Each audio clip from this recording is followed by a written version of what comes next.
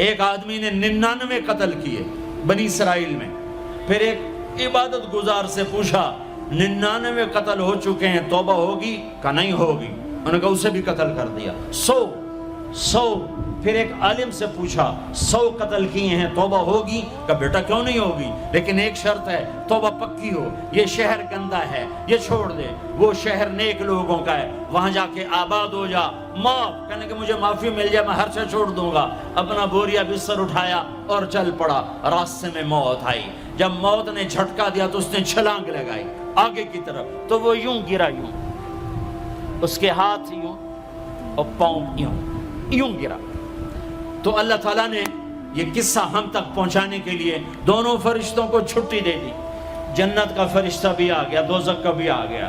دوزخ کا فرشتہ کہنے لگا ہمارا مجرم ہم لے جائیں گے. جنت کا فرشتہ ہمارا مہمان ہم لے جائیں گے. جہنم کا فرشتہ توبہ نہیں کی ہمارا مجرم ہم لے جائیں گے. جنت کا فرشتہ ہمارا مہمان توبہ کر چکا ہے، گھر سے نکل پڑا ہے، ہم لے جائیں گے. جہنم کا فرشتہ ابھی اس بستی میں پہنچا نہیں ہے، ہمارا مجرم ہے. جنت کا فرشتہ پہنچنا ضروری نہیں ہے، نیت ضروری ہے.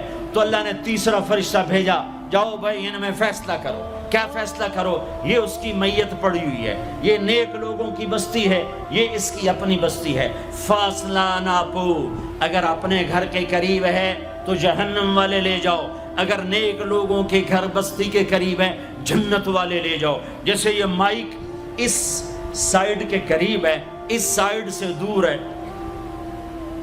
یہ یہاں گرا پڑا پانی، یہ یہاں گرا پڑا تھا، گھر کے قریب تھا اور نیک لوگوں کی بستی سے دور تھا. جب ناپنے لگے تو اللہ نے ادھر کی زمین کو کہا سکڑ جا، اور گھر کی طرف کی زمین کو کہا پھیل جا. جب پیمائش ہوئی تو اپنے گاؤں سے دور اور نیک لوگوں کے گاؤں کے قریب ہو گیا. تو اللہ نے فرمایا چلو ہمارا مہمان ہے جنت. توبہ سے نہ گھبراؤ. میرا رب کہتا ہے پوری دھرتی گناہوں سے بھر دے اور آسمان تک گناہوں کو لے جا. ایک دفعہ کہہ دے یا اللہ میری توبہ تو سارے معاف کر دوں گا. تو بھائیو ہاتھ جوڑتا ہوں، آؤ ہم توبہ کریں. نیت کرتے ہو؟ حکومتوں سے آس بھی ہٹا دو، گلا حکومتوں کا گلا بھی نہ کرو. اس سے کیا فائدہ ہوگا؟ ان پہ امید نہ لگاؤ کہ وہ اس قابل ہی نہیں. ہاں اس پہ آس لگاؤ جو شارک سے زیادہ قریب ہے.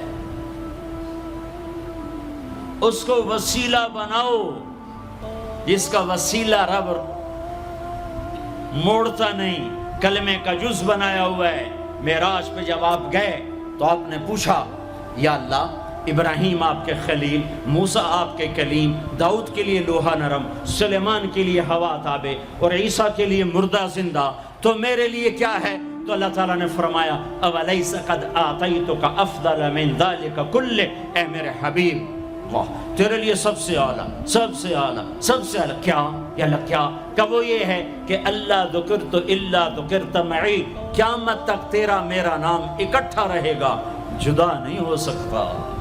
جیسے تیرے رب کا نام باقی ہے، تیرے نبی کا نام بھی باقی رہے گا، تیری نسل کا نام بھی باقی رہے گا، تیرا حسب نسب بھی باقی رہے گا. ہمیں پتہ نہیں ہمارا نبی تھا کون، ہمارا نبی کیسا تھا، ان کی زندگی کیسی تھی، ان کے گھر کا کیسا تھا نظام، باہر کا کیسا، ہم جانتے نہیں. ہم سیکھو اپنے حبیب کی معاشرت سیکھو، تجارت سیکھو. آپ طاقت میں آئے تو آپ نے کیا کیا، آپ تاجر بن کے آئے تو آپ نے کیا کیا، آپ خامن بنے تو آپ نے کیا کیا، آپ باپ بنے تو آپ نے کیا کیا، آپ جنگ میں آئے تو آپ نے کیا کیا، آپ نے ہتھیار اٹھائے تو آپ نے کیا کیا، آپ نے صلح کی تو آپ نے کیا کیا، آپ مسلح پر آئے تو آپ نے کیا کیا، آپ کی رات آئی تو آپ نے کیا کیا. سیکھو. یہی تبلیغ کا پیغام ہے کہ تبلیغ میں نکل کر اللہ اس کے رسول کی مبارک اور پیاری زندگی مرنے سے پہلے سیکھو. لیکن آج کی رات میں ایک ہاں میرے ساتھ کرو، آج توبہ کرو، آج توبہ کرو. کرتے ہو توبہ، کرتے ہو؟ کہو یا اللہ میری توبہ، پھر کہو یا اللہ میری توبہ. پھر کہو یا اللہ میری توبہ۔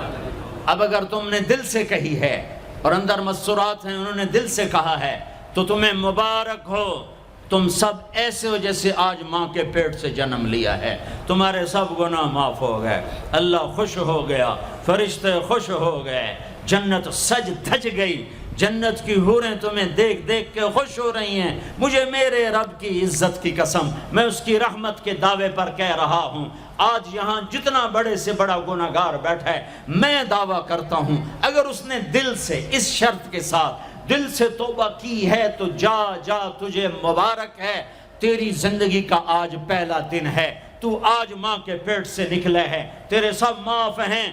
ہاں فرض چھوڑے تھے، پتہ کرو علماء سے کیسے کروں، گناہ معاف ہو گیا، حق مارے تھے، گناہ معاف ہو گیا، پتہ کرو علماء سے ادا کیسے کروں۔